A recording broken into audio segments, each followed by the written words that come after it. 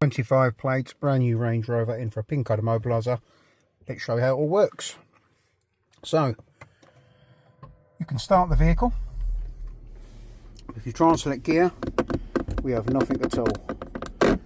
Completely locked out on gear selection. So what we must do now is press the unique codes, which is changeable at any time using any buttons around the network. So if I put the code in now, double bing, double flash of the neutral lights, we can now select gear, drive and reverse nice and safely. As soon as we turn the car off, it automatically rearms in 5 seconds. So if I start it again, we can't select gear, completely immobilised. Interested in getting your vehicle secured? Give us a call. Tony Elite Car Security, 0333 012 9028. Final